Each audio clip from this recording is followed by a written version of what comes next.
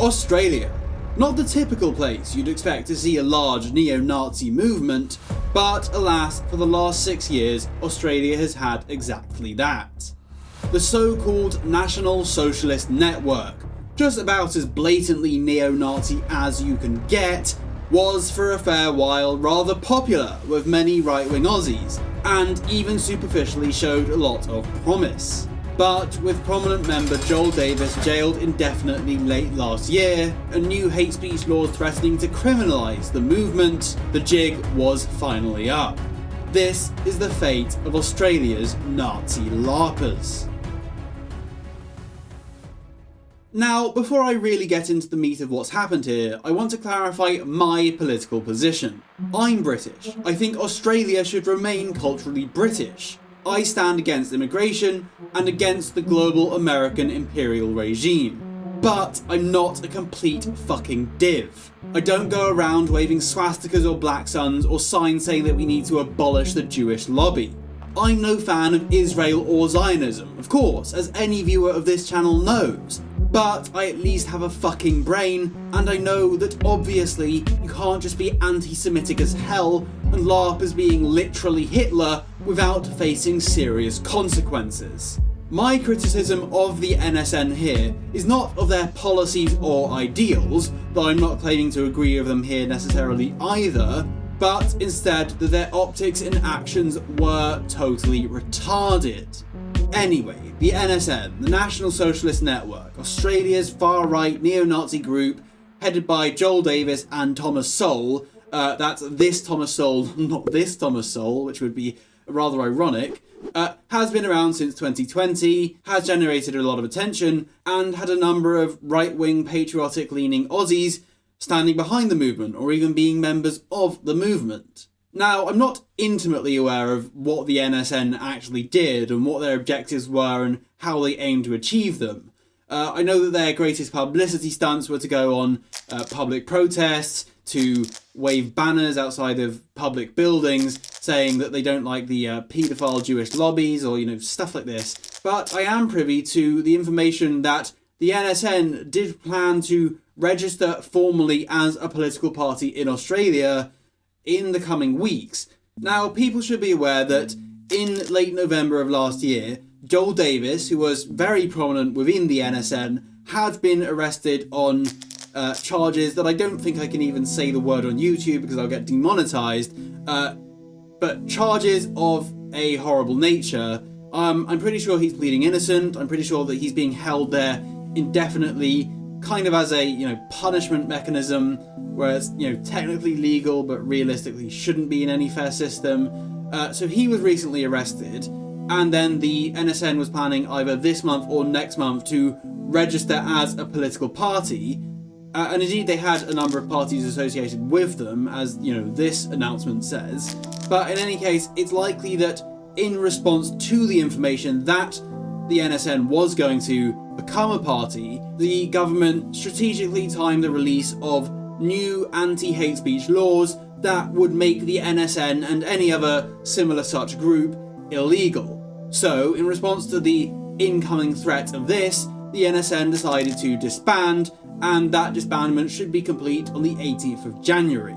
But now, what's my take? Obviously, my take will be coloured by the fact that I am British, that a number of these things were tried in Britain before and completely failed, but also I do have some familiarity with the right wing of Australia, in that I gave a speech in Australia in October of last year, and that gave me the opportunity to become familiar kind of with where the right of Australia were at with their thinking. Unfortunately, the impression I got from this event was simply that the Aussies are not going to make it.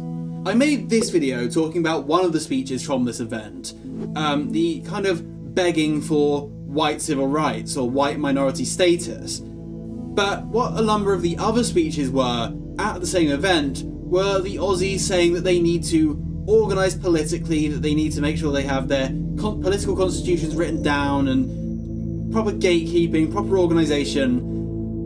And, on paper this sounds lovely. On paper, we're going to make a political movement, we're going to convince a whole bunch of people to vote for us, it's all going to be jolly and fair and peaceful and cooperative and totally within the law, and I mean that sincerely. But unfortunately, that's been tried in Britain a number of times and has failed every time.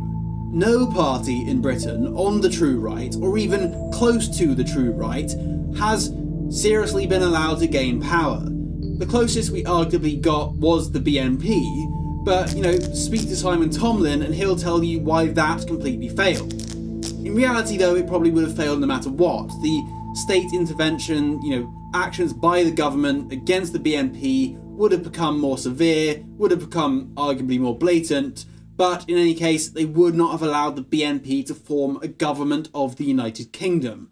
That was never going to happen. But with the BNP, what you had were, there were a number of extremists and a number of people who made the optics look bad, and of course the BNP in the mind of the public today is this racist far-right party, but at least you did have a number of serious people in the BNP who tried to stay away from the neo-Nazi aesthetic, and the BNP did gain significant support. What you have with the NSN, however, is those people fully going in as hard as they can with the neo-Nazi aesthetics.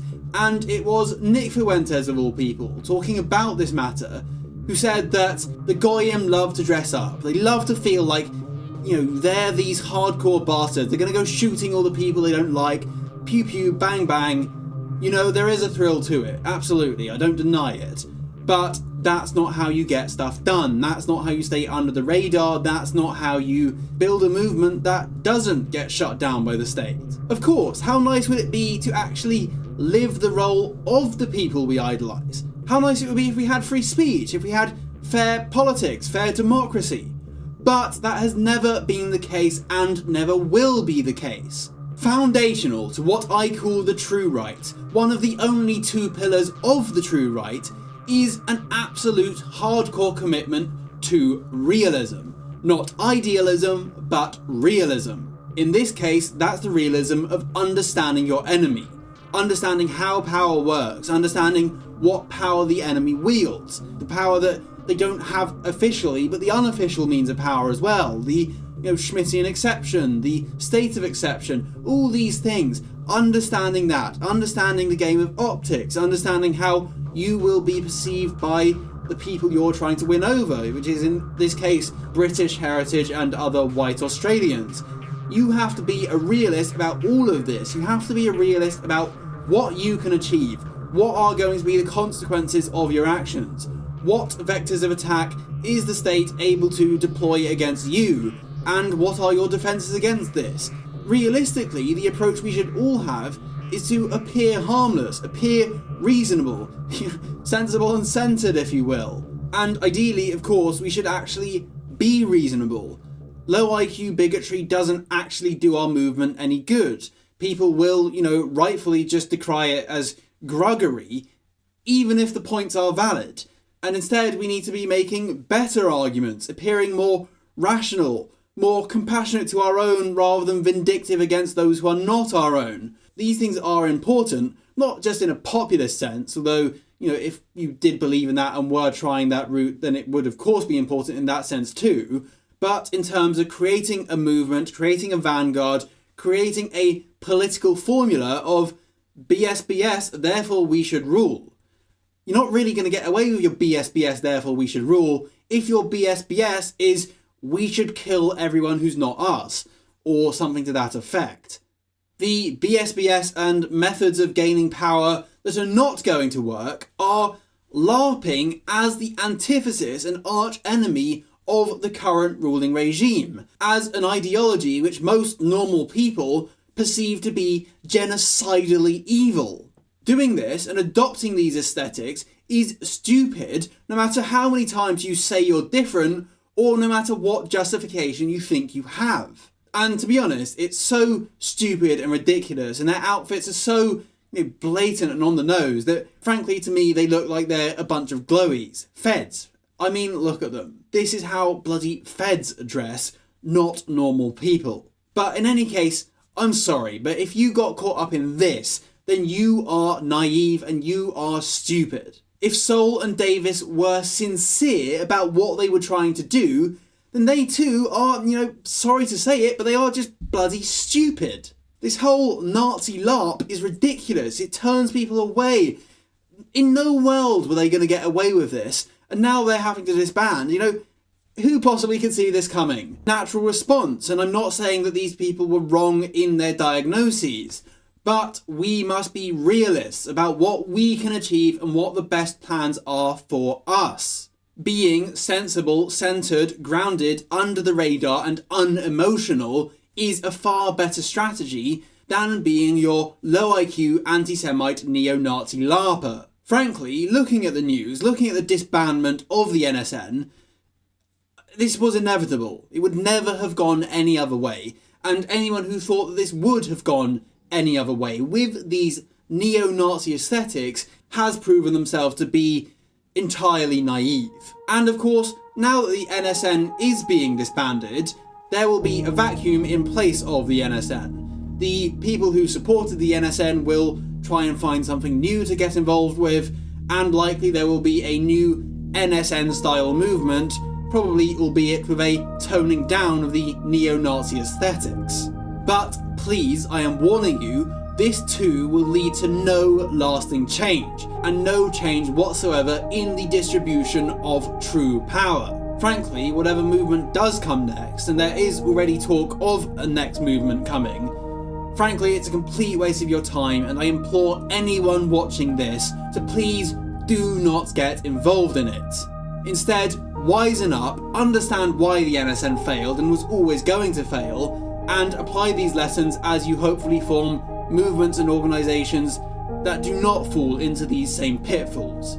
You are not going to win fairly through a democratic system. You are not going to be allowed to last if you wear so blatantly these neo-Nazi symbols. I know there are a number of edgy people who at this point simply do not care, but please understand that for any organisation that wishes to survive, these symbols are poison.